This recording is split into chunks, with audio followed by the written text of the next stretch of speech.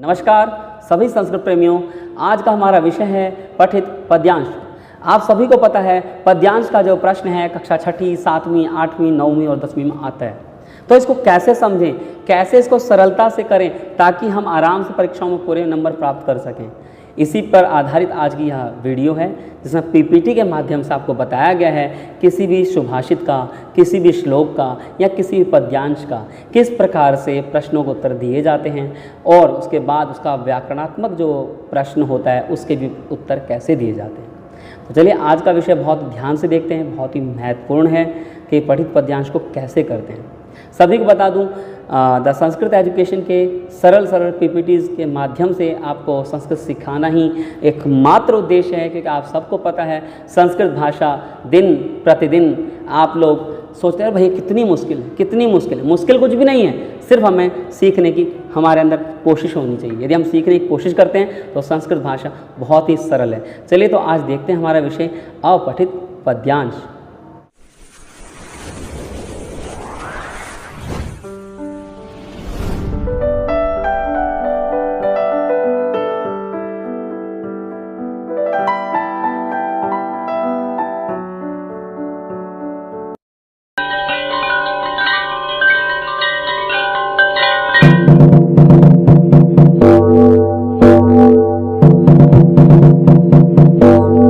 Videos तो आप बहुत देखते होंगे, परंतु कुछ वीडियोस भारत की सभ्यता, संस्कृति एवं संस्कारों से जुड़ी होती हैं और ये जिससे जुड़ी हैं वह है संस्कृत भाषा। तो चलिए चलते हैं संस्कृत भाषा की ओर। नमस्कार संस्कृत प्रेमियों, आज का विषय बहुत ही खास है। आज का विषय है अपठित पद्यांश। जैसा कि हम सभी को पता है पद्यांश या अपठित पद्यांश या पठित पद्यांश, इस प्रकार का प्रश्न अनेक बार परीक्षाओं में आता रहता है, जो कि कक्षा छठी से लेकर 8वीं तक, 10वीं तक हमेशा सभी क्लासों में आता है। तो आज हम उस विषय को करेंगे। सबसे पहले देखते हैं सामान्य सी बात, संस्कृत एजुकेशन क्या कहती है। सिंपल सा इसका मेथड है जो कहा गया, this channel has been created for the development, conversation and promotion of Sanskrit all over the country and abroad. यह चैनल पूरे देश और विदेश में संस्कृत के विकास, संरक्षण और संवर्धन के लिए बनाया गया है। सबसे पहले देखते हैं अपठित पद्यांश क्या होता है। तो पहले देखते हैं अपठित का मतलब क्या होगा, ना पढ़ी हुई, और पद्यांश का मतलब क्या हुआ, कविता या श्लोक या सुभाषित या पद्य। समझ सकते हैं अपठित पद्यांश। जैसे कि आप देख रहे हैं अपठित का अर्थ होता है जो पढ़ा नहीं गया हो। यह किसी पाठ्यक्रम की पुस्तक में से नहीं लिया जाता है। यह कला, विज्ञान, राजनीति, साहित्य या अर्थशास्त्र की किसी भी विषय का हो सकता है।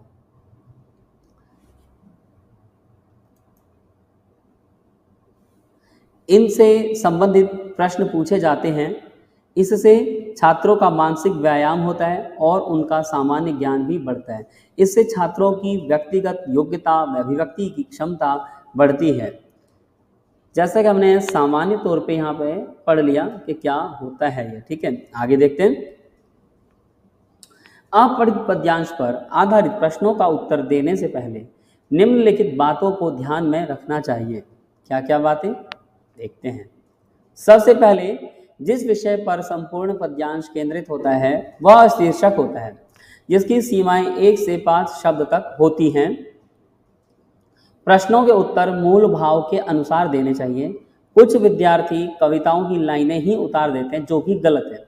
यानी आपसे जितना प्रश्न पूछा जाए ना, आपको उतना ही प्रश्न देना चाहिए, अन्यथा आपका वो प्रश्न गलत हो जाता है। तो मुझे उम्मीद है आप लोग ये पूरे तरीके से समझ गए होंगे। अपठित पद्यांश के लिए भाषा का ज्ञान होना आवश्यक है। आगे बढ़ते हैं। यहाँ पे जैसे मैंने पिछली वीडियो देखा था उसी तरीके से ये भी देखेंगे। व्याकरणात्मक परिचय में क्या क्या है, एक पदेन उत्तर। ज़्यादातर इसमें पूर्ण वाक्य के उत्तर की अपेक्षा एक वाक्य में, एक पद में ही उत्तर पूछा जाता है और जो सही भी रहता है। व्याकरणात्मक उत्तर क्या होते हैं, शब्द परिचय। जैसे कि आपसे मूल शब्द पूछा जाएगा, लिंग पूछा जाएगा किसी शब्द का, यदि वह शब्द है तो वचन पूछ लिया जाएगा, उस शब्द की विभक्ति पूछ ली जाएगी, कारक इत्यादि पूछे जाते हैं। उसी प्रकार धातु रूप में जैसा कि यहाँ लिखा है, आपसे धातु का परिचय पूछा जाएगा, उसका मूल धातु, लकार, पुरुष, वचन इत्यादि पूछे जाते हैं। कर्ता क्रिया मिलान, यहाँ पे इस पद का कर्तृपदम अत्र किम, या कोई कर्ता है तो क्रियापदम अत्र किम, ऐसा पूछा जाता है। जैसे कि अहम खादामी, तो अहम इति पदस्य क्रियापदम अत्र किम, या खादामी इति पदस्य कर्तृपदम अत्र किम। इस प्रकार से प्रश्न पूछा जाता है जहाँ पे उस वाक्य से संदर्भित कर्ता या क्रिया को बताना पड़ता है। इसी प्रकार आगे है पर्यायवाची और विपर्यायवाची यानी विलोम शब्द, जो कि आपको बहुत बार पीपीटी के माध्यम में बता चुका हूँ। यानी आपको उस गद्यांश में, उस पद्यांश में आपको वो टॉपिक मिलेगा जो आपको सॉल्व करना होता है अच्छे से। इसी प्रकार पद्यांश से अव्यय पद चुनो, ये प्राय आम प्रश्न है जो कि हमेशा पूछा ही जाता है। यानी आपसे कोई मुखड़ा, कोई श्लोक, कोई सुभाषित ऐसा पूछा जाएगा जिनमें से आपको अव्ययों को चुन करके अलग से लिखना है। शीर्षक बताओ, जो कि आपको बताया गया है कि उस पद्यांश का शीर्षक क्या हो सकता है। उदाहरण देखते हैं, जैसे कि आप देख रहे हैं, प्रदोषे दीपकः चंद्र, प्रभाते दीपकः रवि, त्रैलोक्ये दीपकः धर्म, सुपुत्रः कुलदीपकः। पहले देखते हैं इसमें कैसे कैसे प्रश्न पूछते हैं, कैसे कैसे प्रश्न पूछे जाते हैं। इसीलिए हमें हर एक श्लोक का अर्थ पता होना जरूरी है। जैसे कि यहाँ पे पूछा है प्रश्नानुत्तर, यहाँ पे हम लोग ठीक से कर लेंगे प्रश्नान उत्तर। प्रभाते कह दीपकः अस्ति, देखेंगे इसका क्या आंसर होगा। ठीक है, इसे अगला देखते हैं। यानी आपसे पूछा प्रभाते कह दीपकः अस्ति, सबसे पहले इसको आप अन्वय क्रम सही लगाएंगे तो आपको प्रभाते शब्द मिल गया, ये रहा, दीपकः मिल गया। अब पूछा है कि दिन में दीपक कौन है, तो देखिए आपका आंसर आपको मिल सकता है आसानी से, जैसे कि आप देख रहे हैं प्रभाते दीपकः रवि। आगे देखते हैं इसी प्रकार, कुलस्य दीपकः कः अस्ति। तो सबसे पहले सामान्य अर्थ जब करोगे तो क्या होगा, शाम में दीपक चंद्रमा है, दीपक कौन है, चंद्रमा। दिन में दीपक कौन है, रवि। तीनों लोक में दीपक कौन है, धर्म। सुपुत्र कुल का दीपक है। इस प्रकार से कुल का दीपक कौन है, सुपुत्र है। ये श्लोक उसका अर्थ है। कुलस्य दीपकः कः अस्ति। अब देखें कुल कहाँ है, ये रहा, दीपकः, दीपक का प्रसंग चल रहा है, कः अस्ति, इसका उत्तर ढूंढना होता है। इसी प्रकार आगे है धर्म कुत्र दीपकः अस्ति। अब देखते हैं वाक्य में धर्म कहाँ है, उसके अनुसार उसका उत्तर हुआ, त्रैलोक्ये दीपकः धर्म। इसी प्रकार प्रदोषे अस्मिन् पदे का विभक्ति, भाई शाम में प्रदोषे अस्मिन् पद में का कौन सी विभक्ति है, देखते हैं। कुपुत्रः अत्र विपर्याय किम, इसका विपर्याय। अब देखिए 5 प्रश्न पूछे। पहले दिन में कौन है दीपक, प्रभाते यानी शाम में दिन में कौन है दीपक। फिर कुलस्य दीपक कौन है, कुल का दीपक कौन है, आप श्लोक देख ही चुके हैं। इसके बाद धर्म कहाँ पर दीपक होता है, देखिए एक पद में आ रहा है सब पद। प्रदोषे इसके पद में कौन सी विभक्ति है, ये पूछा गया है। और कुपुत्र का यहाँ पे विपर्याय क्या है, कुपुत्र का विपर्याय। चलिए श्लोक देखते हैं। तो सबसे पहले देखते हैं प्रभाते का आंसर ये रहा, रवि, आप ऐसे कर सकते हैं। फिर कुलस्य दीपकः कः अस्ति, तो कुल कहाँ लिखा, ये रहा दीपकः, तो इसका दूसरे का आंसर ये हो गया। फिर धर्मः कुत्र दीपकः अस्ति, धर्म कहाँ पर दीपक है, तो उसका आंसर ये रहा धर्म त्रैलोक्य, तो ये इसका उत्तर हो गया। आपको देखिए बिल्कुल सरल है, आराम से आप देखते जाएंगे, आपको उत्तर मिलते जाएंगे। प्रदोषे अस्मिन् पदे का विभक्ति, कौन सी विभक्ति प्रदोषे, जिसे साफ साफ प्रश्न पता लग रहा है कि शाम में, सुबह में, रात में ऐसा बात हो रहा है, तो मैं की बात आई तो सप्तमी विभक्ति होगी। कुपुत्र अत्र विपर्याय किम, यहाँ पे इसका विपर्याय कौन सा शब्द है, जैसे कि मैं बता दूं कलर से आपको, इसका कुपुत्र का विपर्याय भी यही वाला प्रश्न बनता है। इस प्रकार से सारे हमने उत्तर ढूंढ लिए। अब देखते हैं इसका सामान्य अर्थ क्या कह रहे हैं, यहाँ पढ़ लेते हैं एक बार। यहाँ पे कह रहा है संध्या काल में चंद्रमा दीपक है, प्रातः काल में सूर्य दीपक है, तीनों लोकों में धर्म दीपक है और सुपुत्र कुल का दीपक है। आगे बढ़ते हैं। देखिए अब उत्तर देखते हैं क्या हमारा सही मिल रहा है। देखिए पहले जिसे हमने क्या मैच किया था, यहाँ पे ये इसका आप स्क्रीनशॉट ले लीजिए, इसका स्क्रीनशॉट ले लिया। अब देखते हैं क्या राइट आंसर यही आया है, अलग आया है। देखिए अब यहाँ पे देख रहे हैं प्रदोषे दीपकः, इसका आंसर क्या है देखते हैं। प्रभाते कः दीपकः अस्ति, रवि ही, क्या हमने रवि उत्तर दिया था, जी हाँ, रवि दिया था। कुलस्य दीपिका का अस्ति, क्या आएगा, फिर पढ़ लीजिए और फिर दीजिए, तो आएगा इसका कुल का दीपक कौन है, सुपुत्र। धर्म पुत्र दीपिका अस्ति, क्या आएगा इसमें, धर्म, तो त्रैलोक्य है। प्रदोषे अस्मिन पदे, यानी शाम, इस पद में कौन सी व्यक्ति है, शाम में दीपक चंद्रमा होता है, साफ सीधी बात सप्तमी होगा, कारक चिन्हों के अर्थ पे पता लग रहा है। कुपुत्र अत्र पर्याय किम, कुपुत्र का पर्याय क्या है, सुपुत्र, साफ साफ दिख रहा है ना। इस प्रकार से हम यदि प्रश्न उत्तर देते हैं तो पूरे 5 अंक प्राप्त कर सकते हैं। एक और उदाहरण देखते हैं, यहाँ देखते हैं जैसे कि भूमे गरीयसी माता स्वर्गात उच्चतर पिता जननी जन्मभूमिश्च स्वर्गादपि गरीयसी। यहाँ देखते हैं प्रश्न उत्तर कैसे है। का स्वर्गात गरीयसी, का स्वर्गात गरीयसी, पहले अर्थ देखेंगे इसका क्या बनेगा बारी। मैं आप सभी को बता दूं, भूमि से, देखिए यहाँ पे क्या है, भूमि से बढ़कर, देखिए भूमि से बढ़कर कौन है, माता, कौन है, माता। यहाँ पे हम ऐसा लाइन खींच लेंगे, स्वर्गात उच्चतर पिता, स्वर्ग से बढ़कर कौन है, पिता।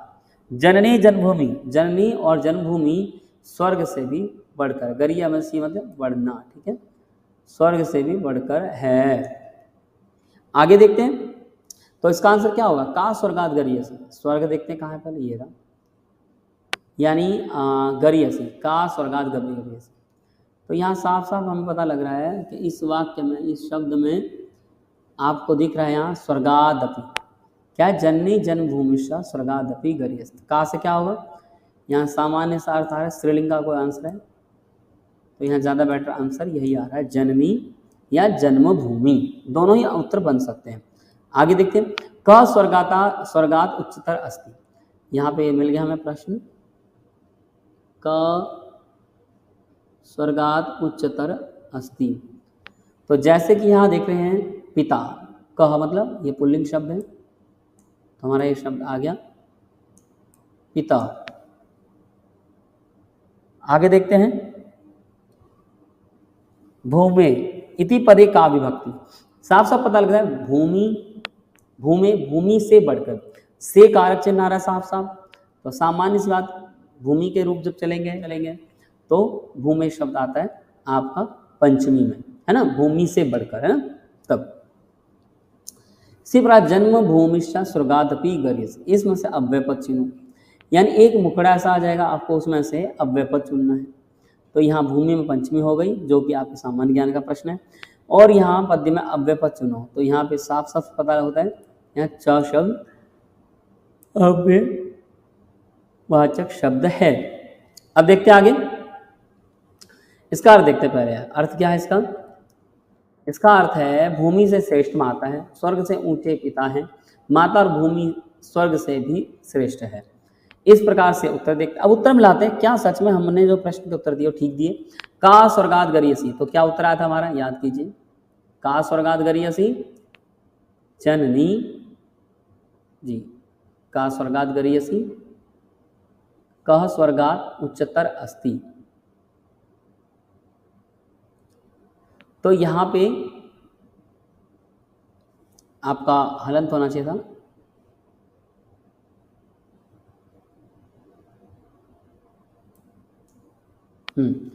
का स्वर्गात उच्चतर अस्ति, तो यहाँ पे भूमे गरीयसी माता, तो यहाँ है का स्वर्गात गरीयसी, स्वर्ग से बढ़कर कौन है, स्वर्गात उच्चतर पिता, जननी जन्मभूमि से स्वर्गादपि गरीयसी। तो यहाँ पे जननी शब्द आएगा, हम लोग यहाँ पे जननी कर लेंगे, ठीक है।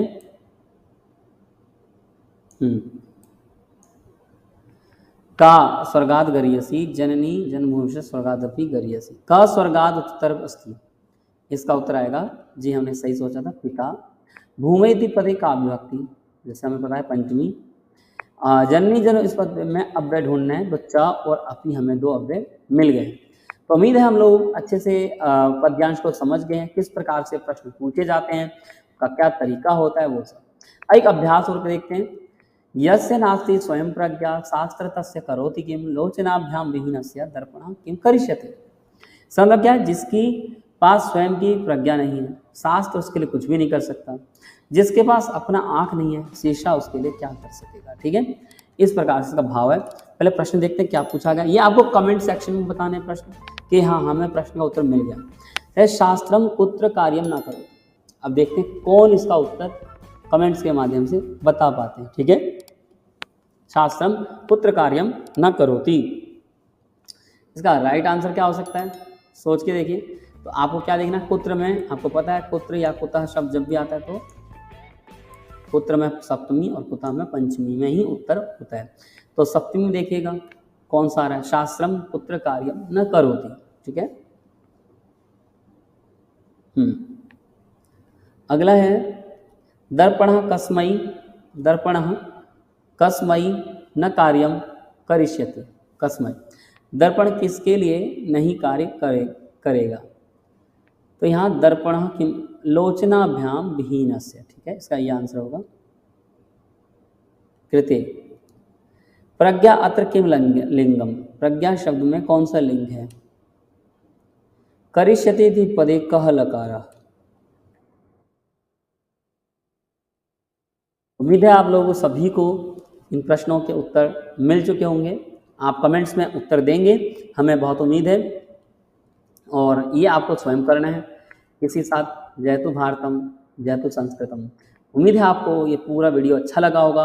यदि वीडियो आपको पसंद आती लाइक शेयर सब्सक्राइब जरूर करें, ताकि आगे से आगे हम और अच्छे वीडियोस बनाते रहें। जयतु भारतम जयतु संस्कृतम।